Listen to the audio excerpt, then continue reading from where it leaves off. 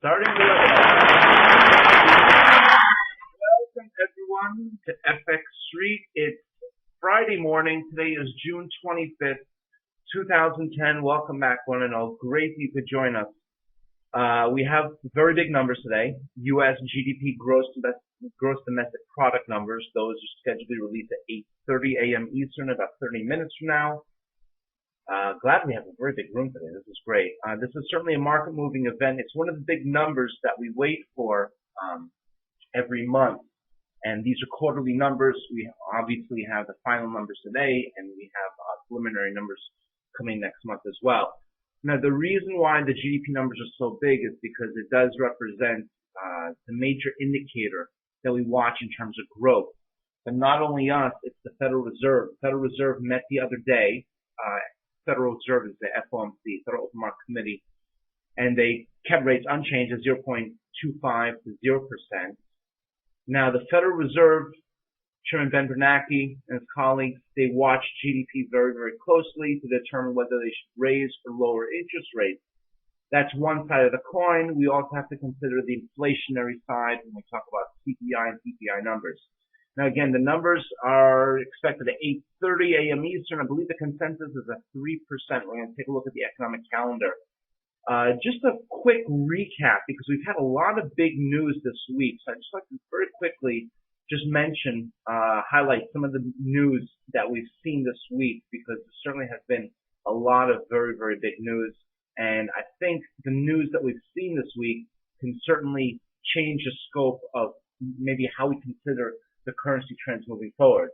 On Monday, there was news reported, Bloomberg.com, really everywhere, that the Central Bank of China is lifting the peg, at least to an extent, from the US dollar. We know in the past, the Central Bank of China has pegged or has kept the Chinese yuan very close to the US dollar. And that has allowed Chinese exporters to sell their goods and services, mostly goods, very, very cheaply. This has not been good for Japan. And this has allowed U.S. consumers really to buy. You know, when we go to Walmart and these other large stores, they buy a lot of their goods and serviceable goods from China. If this is true, if this certainly does transpire, where the Central Bank of China will lift the peg and allow the yuan to flow freely, the market consensus, I think by many, is that you'll see a massive appreciation in the yuan over time. This will make their goods and services more expensive, and this will inherently, I think, benefit Japan, because it's going to make Japanese products and services that much more competitive on a price point basis. In other words, we think of a DVD player that we may buy in the United States for, I don't know, $100. Well, maybe it costs a producer in Japan maybe $20 to make. Well, it costs the producer in China maybe a tenth of that, maybe $2. Obviously, it's not $2 to make a DVD. I'm making these numbers up.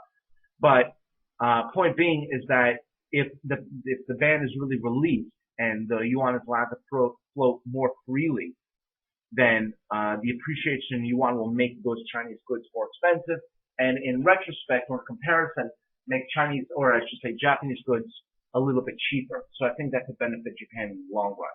That was on Monday. On Tuesday, we had, in the Eurozone, we had the IFO number. It unexpectedly rose to a 2-year high. IFO number is one of those consumer confidence numbers coming out of the Euro area, and that is very, very big. And that certainly, I think, could lead to some strength in the Eurozone, although there's been some negative news as well. There was rumors that I read earlier this week that possibly there could be a downgrade in the debt rating in France from a AAA rating. It'll still be investment grade, but we can see what has happened with Greece, that any threat to a downgrade in debt rating is certainly not good. In Canada, the consumer price index slowed significantly, and this took a lot of wind out of the sales of the Canadian dollar. Remember, this month, the Bank of Canada raised rates for the first time in a long time. And I think the wide perception was, well, the Bank of Canada raises rates once, maybe they'll raise rates again, certainly before the end of the year. Well, that very poor consumer price index CPI number, and not only the CPI number was bad in Canada, but we're going to see also retail sales was very, very bad. That was a very bad number in Canada. That took a lot of the wind out of the sails of the Canadian dollar, because I think that now there's much less of us that are expecting the Bank of Canada to raise rates anytime soon. On Tuesday also, we had U.S. existing home sales that fell in May, and that's certainly not good. On Wednesday, we had new home sales in the U.S. that fell to a record low. They fell 33%. These are levels we have not seen since records began, going back to 1963, I believe, and that is huge. We had Canadian retail sales again that fell more than forecast. And we had the Federal Reserve keeping rates unchanged at 0 to 0.25%. And really, the language is so much more important than the actual decision. But the language in that Fed statement says that they're certainly very, very cautious, not really any kind of risk of raising rates soon. So we've seen some negative news out of the U.S. and Canada so far this week. In the UK, it's been the opposite, though. We had the minutes from the June 10th Bank of England meeting that were released, and those minutes indicated a possible rate hike in the future. We had the central banker, his name's Andrew Sentence, out of the Bank of England. The vote was 7-1 to keep rates unchanged at 0.5% in the UK. However, that one dissident, I should say, the one vote to raise rates to 0.75%, that was Andrew Sentence from the Bank of England, and he states, or the Bank of England states, that there are inflationary pressures. And I think that maybe we'll see a rate hike in the UK faster or sooner than maybe a lot of us expect. Yesterday, Japanese exports were reported that they slowed for a third month. The Japanese economy certainly has not been doing very, very well lately. In New Zealand, the gross domestic product expanded for a fourth straight quarter, and that certainly is good. Durable goods in the U.S. climbed in May in the U.S. That was released yesterday. Initial jobless claims declined by 19,000. And then today we have Japanese consumer prices fell at a slower pace. New Zealand trade surplus widened in May. Pretty good news coming out of Australia and New Zealand, at least in comparison. Those are the big headlines this week. Now, let's talk about the GDP number. We're looking at, by the way, a symbol is YM, which is a Dow Jones Industrial Average Futures chart. We have the GDP numbers in 23 minutes. And this is a very, very significant pattern. What we're looking at is a possible massive head and shoulders pattern. Head and shoulders essentially is a triple top where the center high is higher than the two outlying highs. In other words, we have the first shoulder high, and that would be 10,681. Those are the highs in the futures, January 19th of this year. We came down to lows. And this would be called the shoulder line. 99.51, 97.87 actually the lows of February 5th. Then we rally back up. And we know when the market goes up, it usually goes up like in a staircase type of fashion, meaning that we go up a lot, down a little, up a lot, down a little, and that's what allows us to draw these trend lines. Well, we went up more. That was good. We made a higher high, establishing the head of the head and shoulders, 11,201 with the highs in the futures of April 26th. But then we came back down, and the first sign that this head and shoulders was starting to emerge as we broke this uptrending support line. You know, we connect the higher lows as we walk up this flight of stairs, and that creates that uptrend. Well, we broke this trend line. This actual break occurred May 10th. This was the first sign of trouble, because if we made higher highs, we should also logically expect the market to make higher lows. It did not. We made similar lows. Take a look at the first lows, and I really do not believe this is coincidence. I really do believe that this pattern means something. The first lows, I should say, of 97.87 were achieved on February 5th. The second low, we went a little bit lower in the double bottom, going down to 97.46. We've not failed to break below 9,700. On June 8th, those were the lows. Now, the rule of thumb is we have double bottoms on the shoulder line, but the neckline, that top line, the rule of thumb is the first shoulder should come very, very close to the high, or the second shoulder should come very close to the high of the first shoulder. First shoulder high was 10,681, rounded up to Dow 10,700. That is my theory where I think the Dow Jones Industrial Average may find the second high. We don't always get up there. After all, we did rally up to 10,418, and then we collapsed to the downside. Dow futures currently 10,117. Now, the signal that tells us we're wrong is if the Dow is able to close above, a break and close above Dow 10,700, break above this trend line, essentially try to reapproach highs and even make new highs. That would tell us our head and shoulders are no longer valid. The breakdown that occurs that really gives us the confirmation that we are right in prophesizing that this is in fact a head and shoulders would occur when we break below the shoulder line, below 9750, 9700 to be exact. Now, if we take the distance, if we think about a price target, well, let's first decide what we want to sell short. If the head and shoulders is telling us the market is likely to break down, we would want to sell short, in the same direction as the trend. Where do we want to sell short? Well, as high as possible to get the best risk reward ratio, and that's why we consider the highs of the shoulders.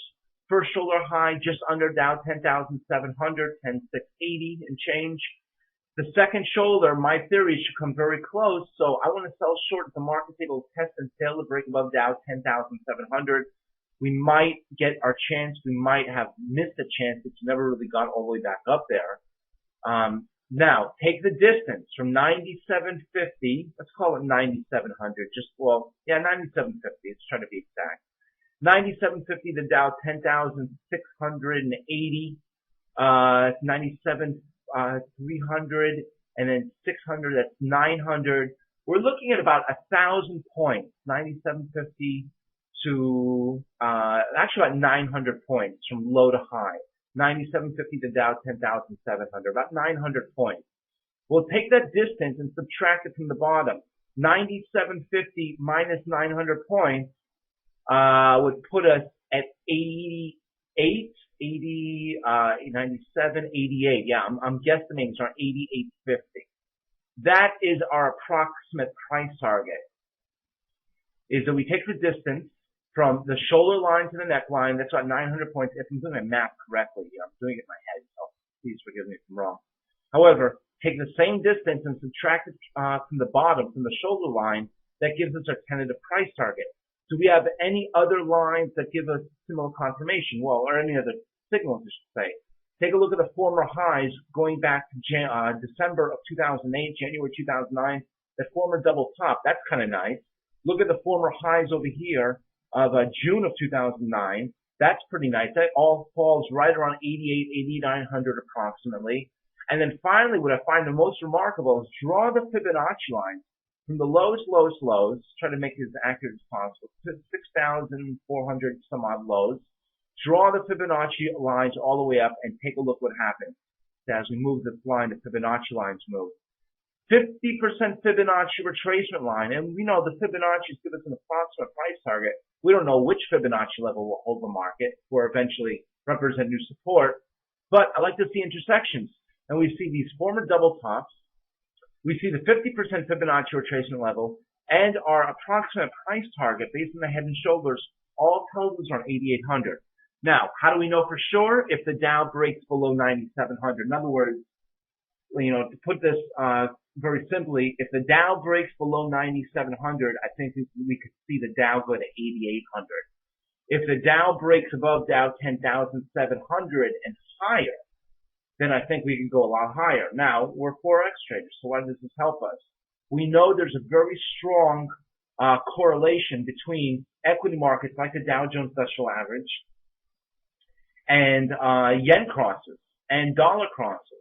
When the Dow goes up, the market tends to focus or tends to put capital into those currencies with a higher yield, like the Aussie, like the Kiwi, or any other currency that really seems to be in favor. Any other currency that would believe there is the anticipation of interest rate hikes sometime soon.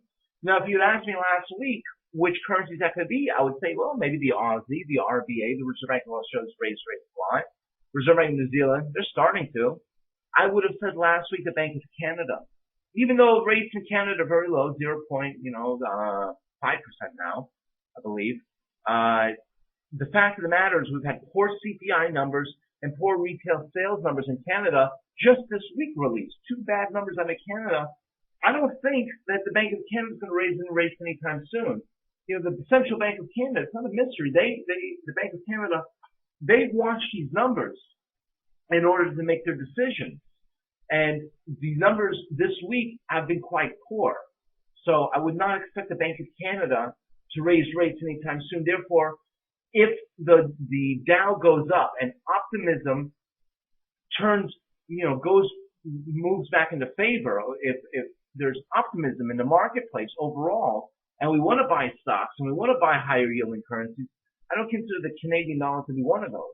However, the Bank of England, we know we have one member of the Bank of England committee that has actually already voted to raise rates. They did not raise rates. He was outnumbered 7-1.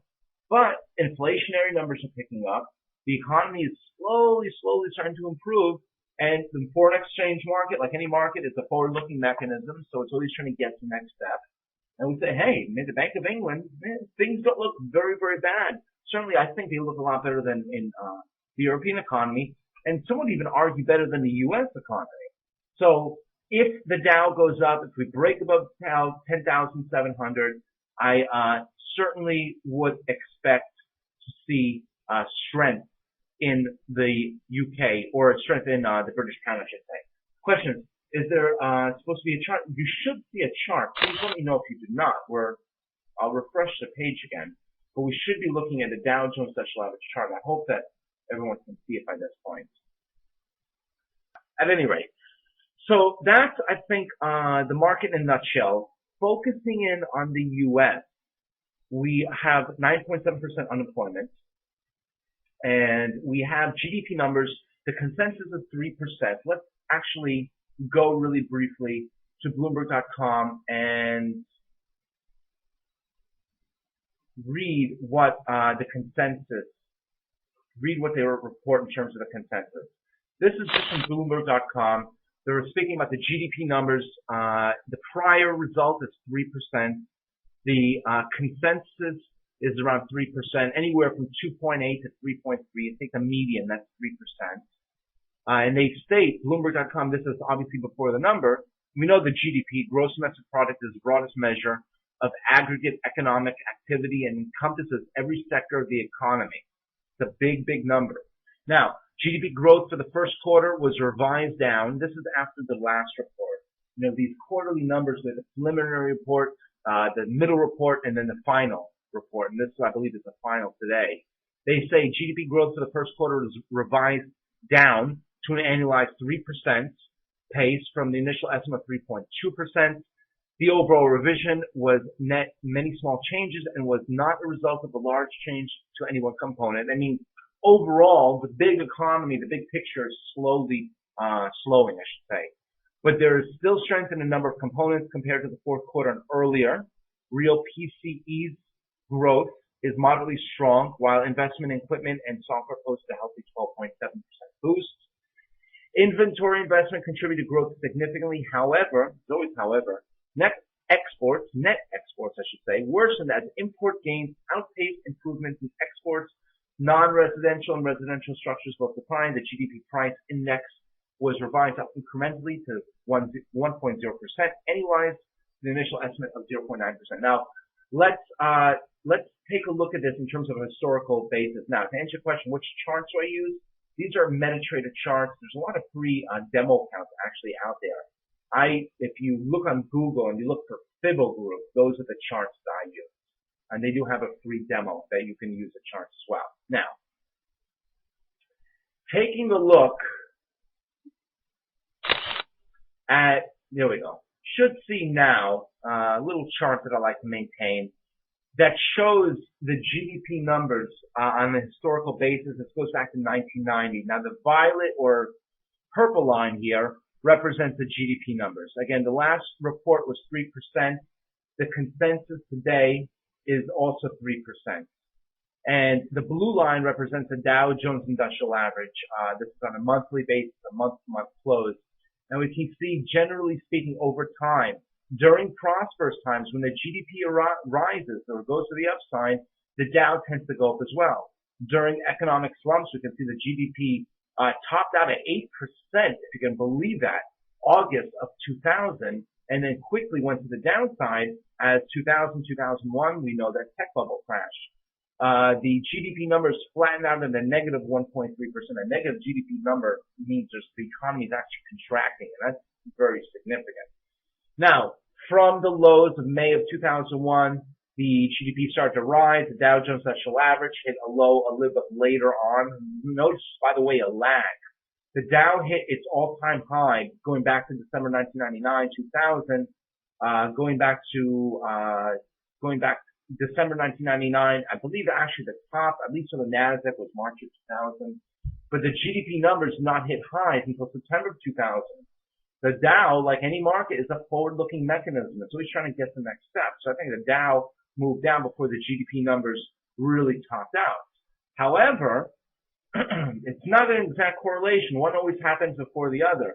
GDP numbers flattened out May of 2000. The Dow did not hit a low until September of 2002. GDP started to rise. Notice the top of the Dow Jones Industrial Average. Remember those very big highs of Dow 14,000? Well, the GDP numbers had already started declining. The GDP numbers hit a very significant low. This is according to the data that I've been able to export. It's hard to believe, though. A negative 6.4 reading at one point. That was, a reading of 1 point. And the Dow almost simultaneously, actually a little bit before that, February, March, the Dow hit those very, very big lows.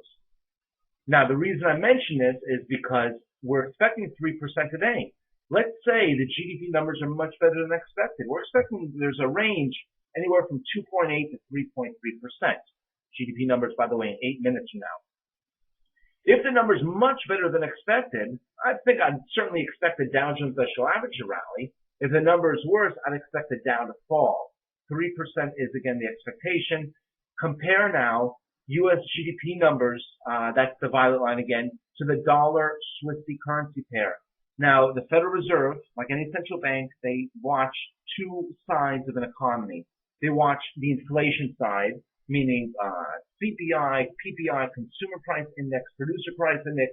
These numbers measure or really gauge if things are getting more expensive or paying higher prices.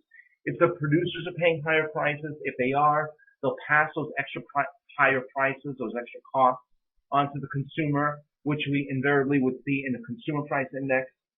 Higher prices, higher inflationary pressures tend to lead the Federal Reserve to raise rates. The other side of the coin is growth. Unemployment benefits, not unemployment benefits, but unemployment, 9.7%. Growth numbers, specifically the GDP numbers. Notice over time, as GDP rises during prosperous times, the Federal Reserve raises interest rates. As they raise interest rates, the dollar goes up. Now, of course, the dollar-Swissy involves two currencies, but generally speaking, we see strong dollar environments when we see high GDP numbers. When the GDP falls, as we saw back 2001, the dollar-Swissy absolutely collapsed. When the GDP rises, well, we'd like to believe that the dollar-Swissy or the dollar would rise. A lot of economists say there's a disconnect now. Why isn't GDP rising or did rise? Dollar did rise to an extent, but not as much. A lot of analysts will attribute that to the deficit, meaning even though GDP is rising, even though things are getting more inflationary, with the ever-growing deficit, that has really put a damper on the U.S. dollar. That's left to be said. However, generally speaking, we know strong GDP numbers. If the number is better than expected today, I certainly would expect logical expectations to strengthen the U.S. dollar against other currencies. Now, which currency pair do we trade? If I think the dollar is going to be strong, I want to look at another currency that's relatively weaker. Remember, earlier this week, we had very poor numbers coming out of Canada. So fundamentally, this week, those numbers are telling us if the dollar is strong, let's go along the dollar-CAD currency pair. Strong dollar against a weak CAD. On the other side of the coin, we had some rather positive news coming out of the UK. So if I think the dollar is going to be weak, if the GDP numbers come in less than expected in 6 minutes from now, then I would want to short the dollar against something that's going to be a little bit stronger. And my best choice right now, my top choice, would be the British pound. So GDP numbers better than expected, long dollar CAD. GDP numbers are less than expected, long pound dollar. That's just an idea, just to give you an idea of how we can try to find fundamentally based trades that certainly make sense based on the charts as well.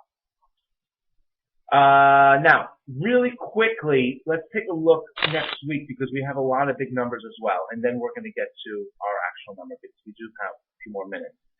By the way, this weekend we have in Toronto, we have the G20 will hold their summit. I read an interesting article. You know, if you had read or if you'd seen this earlier, the news earlier this week, the U.S. President Barack Obama had sent a letter to the EU, encouraging EU policymakers to continue in their stimulus measures, meaning more bond purchase plans, more fiscal stimulus, so to speak, to encourage the European economy. European economy, at least when we talk about the UK, which is a great example, also Spain too, they've recently really become aggressive in cutting the budget. And I think, personally, if I could interject my own opinion, I think that's the right way to go. I think that way we start by cutting the budget. That's not going to feel good on the short term, but I think over the long term, I think that's the proper recipe for long-term growth. Now, that's just my opinion. I certainly could be wrong. However, it's going to be very interesting to see this weekend in Canada for the G20 meeting. The G20 is those top 20 economies, including the US, Europe, and all the other big ones. Who really wins out in this debate? Whether it's the US opinion of stimulus measures and let's spend our way out of the recession, as opposed to what we've seen very, very recently out of the UK and I believe out of Spain as well, huge consensus to cut deficits, to cut the budget to stimulate growth. That is just this weekend. That'll be a very, very interesting theme to watch. On Monday, we have German Consumer Price Index. I just like to highlight big, big numbers. On Tuesday, we have U.S. Consumer Confidence. On Wednesday, we have German unemployment figures. Eurozone unemployment is a little bit later on, I believe. Canadian Gross Domestic Product. That's going to be a very interesting number to watch for those that trade the Canadian dollar. Because remember, this week, poor CPI numbers, poor retail sales numbers in Canada. Let's see if the GDP numbers also reflect that slowdown. 0.6% is the consensus. We have on Friday, don't forget about Friday, we have Eurozone unemployment. 10.1% is the unemployment rate in the Eurozone right now. Let's see if that declines at all. And we have non-farm payrolls in the U.S. with an expectation of 431,000 was the previous result. I don't know yet what the consensus is for the non-farm payrolls next Friday. Unemployment rate holding steady at 9.7%, and that certainly is, if for no other reason, a big headline number. Comment is Japan must cut the deficit too much. I agree with you. I think that it's a painful way. It's a painful thing to do in a recession. That when we're not making money to cut benefits and to cut deficits, and it certainly has not been a very popular way to go about it. But the fact of the matter is, over the long term, I think if we cut the deficit and we cut the budget, we put more money back in the economy, I think that certainly could benefit in the long run. That's just my own 2 minutes of, economic theory, so to speak. Now, back to the U.S. Remember when we talk about the Federal Reserve, what are the chances that the Federal Reserve will raise rates? Would they look at growth, GDP, 1 minute from now? And they also look at inflation. We look at inflation, we consider the Consumer Price Index. This is a Consumer Price Index that measures the basket of goods and services on the consumer level. We want to see inflationary pressures rise. The blue line represents CPI. These are the numbers that were released June this month. CPI, a negative 0.2%. That's a decline of 2%. Below its own 12-month moving average. You can see it's a very cyclical number, not cyclical, but a number that oscillates. That goes up and down, up and down, up and down. But this decline certainly does not give the Federal Reserve any reason to raise rates anytime soon. That is the Consumer Price Index. Now, to also take a look at the Producer Price Index, which is the PPI, and that reflects the cost of goods and services at the producer level. And it's very widely thought that if the producer has to pay more, they'll pass those extra costs on to the consumer. The PPI at a decline of 0.3% as well, also below its own 12-month moving average. So in other words, we have unemployment at 9.7%. We have GDP numbers in about 30 seconds from now. As soon as somebody sees the number, by the way, please chat it in case I happen to miss it. 2.7%. Wow. Is that unreal? Let's take a look at the charts. The consensus, if you recall, was anywhere from 2.8 to 3.3. The median result was 3%. We have first quarter final GDP, 2.7%. I'm reading on the tape, Dow Jones tape. The preliminary consensus was 3%. Lower unexpectedly, first quarter unexpectedly is consumer spending revision. I'm reading from the Dow Jones tape at the moment. Revised down. Okay. So that's pretty big. That's pretty big. Let's get to the chart and see how this translates. Let's pull up a nice dollar chart. Oh yeah. Remember we spoke about my trade theories. If the number is better than expected, I want to focus in on the dollar CAD. If the number is worse than expected, then I want to place a weak dollar against something that's a little bit stronger. Let's take a look at the pound dollar. Remember? Now, it's a little bit deceiving in the sense that, well, if I think the dollar's weak, let's go along something that's going to be a little bit stronger, like the pound dollar. But then again, we're all kind of connected in one financial community, so to speak. What's bad for the U.S. in a way is bad for the UK. What's good for the U.S. is good for Australia. So if US GDP was really this poor, that's not good. And that means that things maybe are perceived, the market is going to get in a bad mood, and things maybe would not be so good for the UK or other economies. This might be why the initial reaction is to the downside. Now, if you had joined us for our webinar 2 days ago, we followed another number. It was not non-farm payrolls. It was the Federal Reserve meeting. And if you recall, if you joined us during that webinar, there's a strategy that we outlined. We call it the 15-minute cooling off period strategy. I want to plot it on a number of different charts. And essentially the way it works, and I apologize for repeating myself if you had joined us during the previous webinar 2 days ago. However, very briefly, what I like to do is use a 5-minute chart, one of the few times I like to use 5-minute charts, and wait for the big number to be released, 8:30 a.m. Eastern, US GDP numbers. Now, I want to draw a horizontal line at the absolute low and absolute high the market is able to achieve during the first 15 minutes. 149.06 is the low, 15 minutes following the release of a big economic number. So far, the low and the high is 149.06 to the high 149.21. Generally speaking, we want to see a range of at least 30 pips between low to high. Count 3 5-minute candlesticks, 15 minutes from the release. So 8:30 to 8:45, we don't want to place any trades. We simply want to wait and watch. Once that 15-minute period of time is closed, we then want to wait for 3 more 5-minute candlesticks to consecutively close above resistance or consecutively close below support.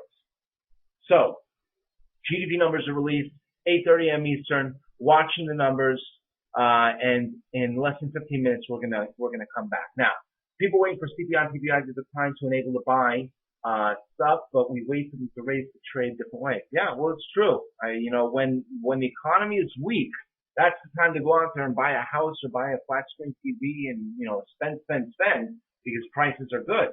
Now, unfortunately, during a recession, we don't have as much money to spend. Could be considered negative for 2.7% for the S&P 500 and the Dow Jones Industrial Average. Absolutely. Let's take a look at a 5-minute chart, by the way, the Dow futures. Remember, we have that 9,700 level. We can even plot, I don't do this very often, but I want to plot our 15-minute cooling off period strategy, the Dow futures, just to give us an idea. Not that I'm going to trade the Dow futures, but I want to see when the Dow, after we establish this 15-minute trading range, I want to see the eventual Dow breakout or breakdown. Maybe the Dow will reverse back to the upside. Use that as an extra piece of confirmation. I mean, after all, if the Dow breaks down, I certainly would expect maybe the dollar to go down. But even, I think more interesting than to trade the dollar is to watch these currency pairs where each currency represents, sides, the opposite side of the spectrum, like the Aussie yen. Very high yield, versus very low yield. We know when the Dow goes down, when stock markets go down, capital comes out of higher yielding currencies and moves into low yielding currencies. Highest yielding currency that we have of the 8 currencies that we follow is the Aussie, the Australian dollar. Lowest yielding, Japanese yen. So, with that said, I would certainly expect, before even looking at the charts, I would expect the Aussie yen to go down. Let's take a look at the Aussie yen. So far, Dow futures, by the way, if we were to plot the 15-minute strategy, 10,069, 10,105. And by the way, Dow 10,000 on the surface is a big psychological level. Going back to the daily chart just for a moment to put this in perspective. Remember our head and shoulders pattern that we discussed earlier. That ultimate support is at 97, 97.50. Ultimate resistance is around Dow 10,700, almost exactly in the middle. But 10,000 is a big psychological level. Go back to a 5-minute chart. We're going to watch this very carefully over here. And in the interim, I want to also take a look at the Aussie yen. It's really my favorite currency pair to watch when we want to play just the pure emotion of the market. Good news, bad news. Very interesting that 5-minute chart, the Aussie yen is actually going to the upside. Why would this happen? Why? I don't have the news on. I'd love to hear if there's any kind of commentary to why the market is spinning this in some sort of a positive note. Very, very interesting. I would expect it to go down. Take a look at a pound dollar 5-minute chart. Remember plotting our 15-minute cooling off period strategy. 149.06. Current candlestick high 149.28. Now remember, the Bank of England earlier this week, when they released the minutes from their June 10th meeting, there was one member of the Bank of England Central Bank that said, we want to raise rates. We see inflation. Things look good. And that's why I think that we've seen a lot of strength in the British pound this week. Pound dollars at highs we haven't seen since early May now. Well, taking a look at the pound dollar, we see pound strong. If the dollar is in fact weak, putting those two together, that's what I like to call a perfect storm of currency trade. Take a look at, by the way, the strength in the pound dollar, just going back to the beginning of this week. 21st, the pound dollar, in fact, even easier than that. Let's just go to a weekly chart. Pound dollar is up this week, and in fact, we've hit highs 150.09. The last time the pound dollar hit highs 150.09, we have to go all the way back to early May, May 9th to be exact. Daily chart shows us our former support, long-term support, very well could become new resistance, but that doesn't emerge until around 151, 151 and a quarter. So pound dollar has room to go if in fact the dollar continues to sell off, sending the pound dollar higher. Adjusting our trading range here, again, 3 5-minute candlesticks, the low so far 149.06 in the Dow, in the pound dollar, 149.31 is the high.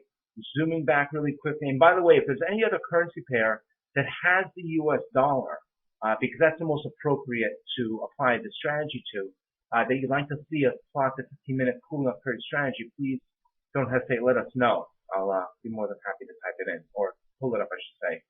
Dow futures, 10,084 currently, a little bit ticking to the upside right now, but the initial reaction certainly was to the downside. Let us revise our charts here. Again, the number was 2.7%, right?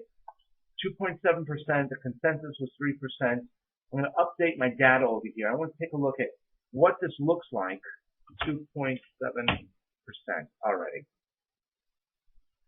Now, going to our GDP numbers. Really a shocker, though. That numbers are so poor. Now, remember, the consensus was 3%. We're 2.7% now. We should see what we're looking at is the GDP versus the Dow.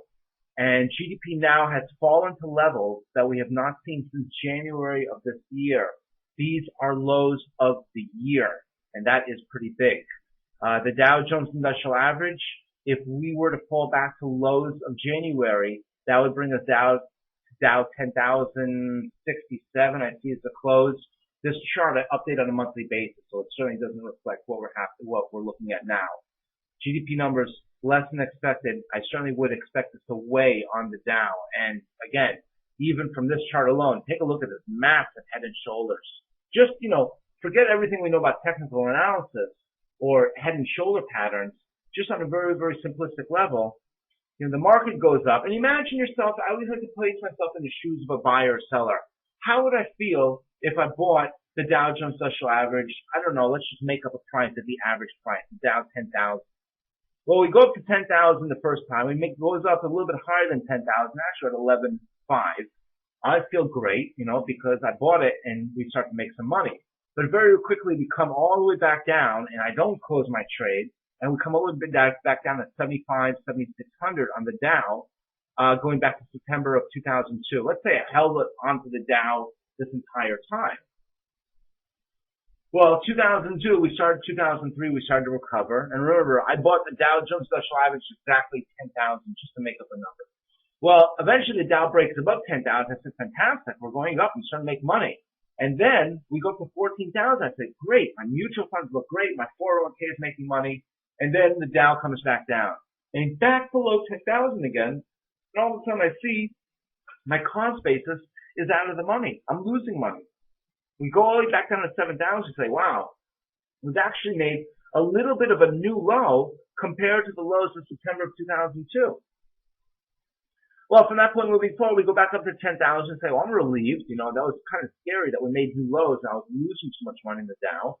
We go back up, but recently we only went back up to 11,000.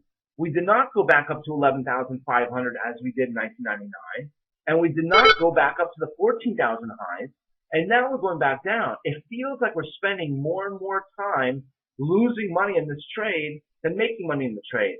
Put yourself in the shoes of somebody who sold short. I sold short at 10,000. That felt pretty bad. Then I started to make some money, and then it felt really bad at 14,000. And then, all of a sudden, I started making a lot of money, and now it feels like my shorts are starting to make more money more often. And let's take a look at Aussie Yen charts. That's why I like to place myself in the shoes of the buyers and sellers. Now, this, John, thank you very much for typing this in, by the way. Despite downward revision of GDP growth, corporate profits were revised up. Oh, that's why this was optimism. Rising by 12.1% from a previously reported 9.7% increase. In the fourth quarter, they rose 8.2% year over year. Earnings were up 45.9%. That's from the Dow Jones Newswire. Thank you very much, by the way, for pasting that in. So there's a little bit of a positive spin. If I just looked at the number, I don't have my radio on, so I didn't know all this. We saw the number was 2.7%. That certainly was a disappointment. But corporate profits were revised up. Earnings were up 45.9%. Here's an Aussie Yen chart. Now, typically, I just like to mention, we almost have a 15-minute period ending over here. I do not like to plot the 15-minute cooling off period strategy to a chart that does not have that currency that the number was released, such as the GDP numbers in the U.S. I like to only focus on currency pairs for the U.S. dollar. So the Aussie Yen, although there's a fairly strong correlation, it's not my favorite pick, because not that there is not a correlation with the Aussie Yen and the Dow Jones Industrial Average, there is, but oftentimes when the dollar goes down, that's good for the Aussie. But when the dollar goes down, that can also be good for the yen, and that relationship constantly changes. So a lot of times you may see the Aussie and not really react, and because what's bad for the dollar could send the yen and the Aussie both up together. And if we start to get into the habit of looking at these currency pairs that are not directly affected by the number, I think it could lead us to just following the wrong numbers. However, for argument's sake, we'll plot the 15-minute strategy. I just wanted to mention that 72.22 low of the Aussie yen, 77.54 is the high of the 15-minute cooling off period strategy. We have, it's 8:45 a.m. Eastern, so the 15 minutes is officially closed. Let's take a look at the pound dollar, by the way. That was the currency pair. That was my favorite pick. The low remains at 149.06. The high, 149.42. Not too bad. That's what, 36 pip range. That's good enough for me. Now, from this point moving forward, I want to wait for 3 more 5-minute candlesticks to close below support, below 149, or to close above resistance. It's a lot, and also I like this move because it's logical. Even though corporate earnings were up 45, earnings were up 45 some odd percent year over year, and the previous revisions were revised, or the previous figures were revised up. Poor GDP number makes me think that the dollar is going to go down because the Federal Reserve on its surface has less reason to raise interest rates. And therefore, if there's less reason to raise interest rates, even though the Federal Reserve can't really cut interest rates below zero, less reason to buy the dollar, more reason to buy other currencies. That's why I think the dollar logically should go down. And that's why I like to see the pound dollar go up. But again, we want to wait for 3 5-minute candlesticks to close above resistance.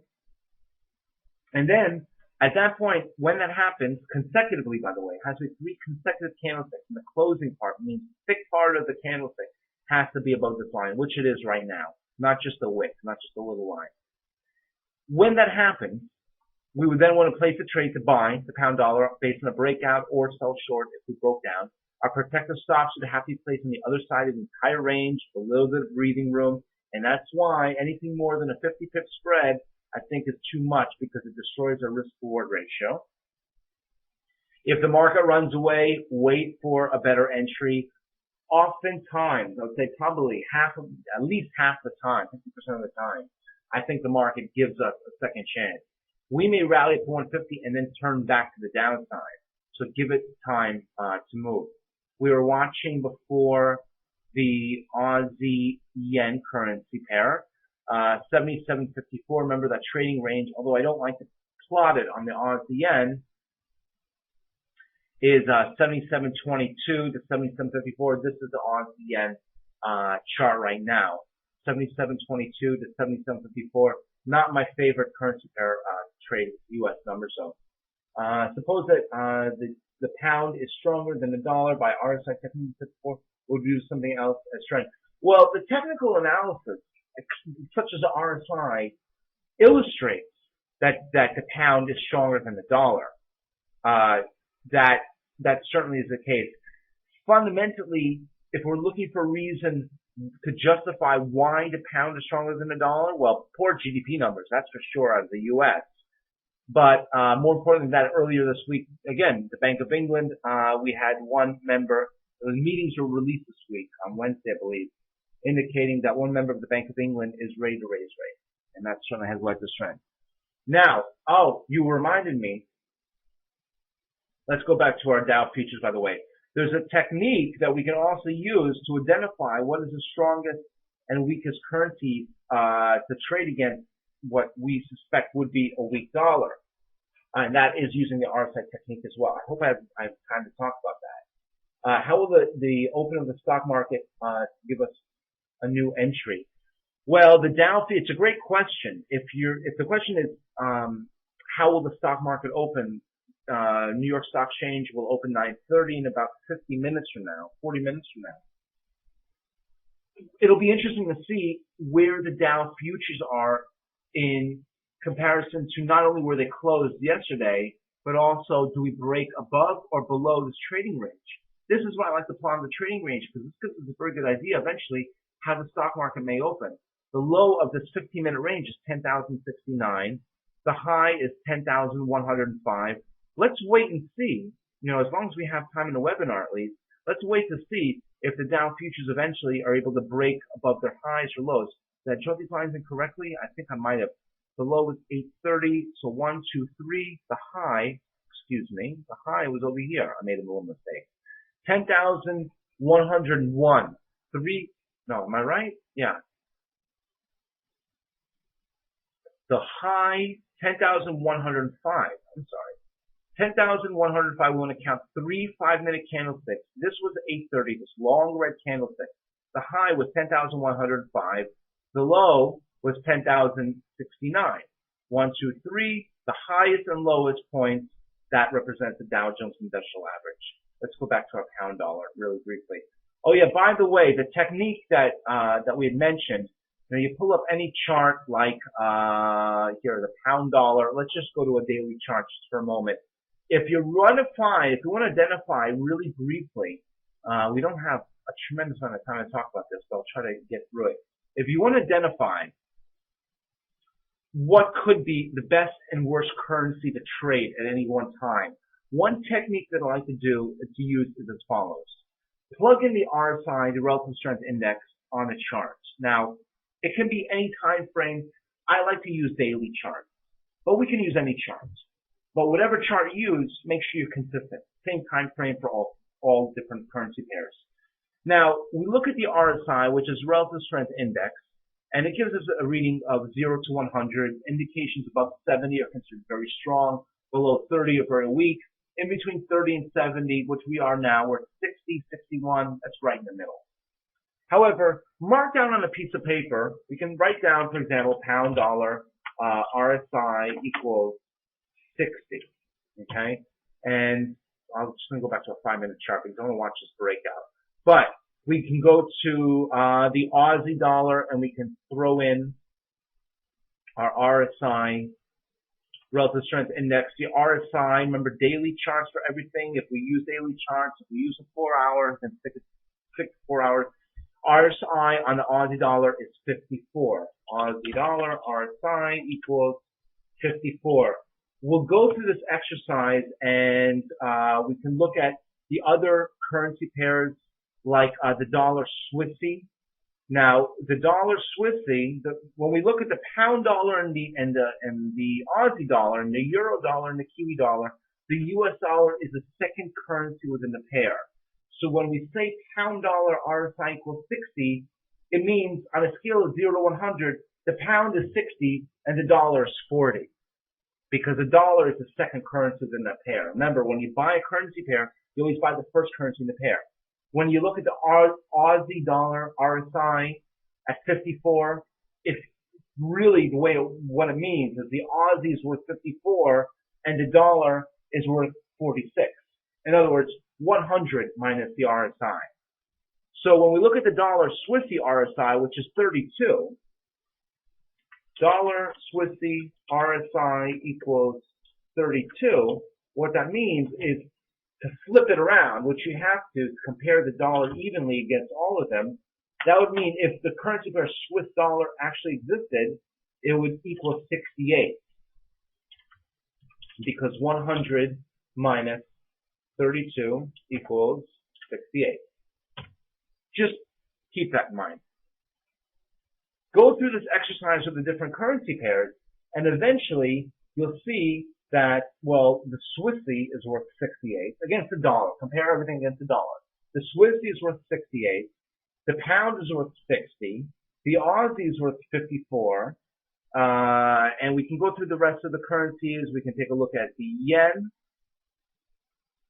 RSI on the dollar yen is 34. So dollar yen equals 34, which means the yen dollar equals, what's 100 minus 34? 66, if I'm not mistaken. Okay, so the yen's pretty strong compared against the dollar as well. What did we forget? The Kiwi dollar, I think the yen's strongest. I think you're right. RSI on the Kiwi dollar, uh-oh, that was competition here, 58. So Kiwi dollar equals 58. What am I forgetting? Oh, the euro dollar. How could we forget the euro, right? Euro dollar daily charts, RSI is 49. EUR, USD equals 49. Okay, I think that's all of them. Oh yeah, the dollar CAD. Should have 7 altogether because dollar is the 8th currency. Dollar CAD RSI equals 52. Dollar CAD equals 52. Therefore, CAD dollar would be 48. Let's put this in order. From strongest to weakest, we have the yen at 66, the Swissy at 60. No, I'm sorry. What did I say the yen was? The Swissy was the strongest at 68, followed by the yen, followed by the pound at 60. What's after that? The Kiwi is 58. The Aussie is 54. The what are we looking at? Okay, the euro is 49, and then finally the weakest would be, I think that's it, right? Swiss yen. Yeah, that's 6. 1, 2, 3, 4, 5, 6. What am I leaving out over here? At any rate, it gives us a good idea. Oh, well, the dollar, that would be number 8. Swiss yen. Oh, and the CAD. How could I forget the CAD? CAD is 48. Okay, so the euro. Okay, so the CAD's the least. So, going through this exercise, we can see actually the strongest currency right now, based on its equal comparison against the dollar, the strongest one would be the Swiss. The weakest one, the CAD. We'll look at a CAD Swiss currency. I'm sure we'll find a very strong trend. Let's go back to our 5-minute chart here over here, by the way. Now, we know we had our 15-minute trading range, the low of the pound dollar 149.06, the high 149.42. 3 5-minute candlesticks, do we close above resistance or below support? Well, ironically, in 4 minutes, when this current candlestick closes, my webinar will be done. That will be 9 a.m. Eastern. However, if the pound dollar closes above 149.42, that would give us an official trade signal to buy the pound dollar, and we would have to place our protective stops below these swing lows. Now remember, we just went through our little exercise comparing those RSIs to try to find the stronger currencies against the weaker. Dollar's going down. I want to put a weak dollar against something that's stronger. Pound is a good candidate. We don't have to find necessarily the strongest. It's nice to. But I would avoid the yen. The dollar-yen currency pair as something against the currency pair. It's not anything in particular. It's just a very difficult currency pair to trade. So if the yen had given us a score of number 1, it looks like the Swissy actually beat it out just by a hair. But if the yen had been number 1, I would avoid that. I don't like the dollar-yen currency pair. It's a vehicle, it's a financial instrument that's used by corporations to hedge. So we see very erratic moves in the yen. It's not so copacetic. It's not so conducive to a smooth trend. I like the other currency pairs, like the pound dollar, which currently is testing our former resistance, suspected new support. But now that 149.41, we need to see a close above 149.42. And that certainly does not look like it's going to happen. I have about 60 seconds left. So if you have any questions, you can contact me directly.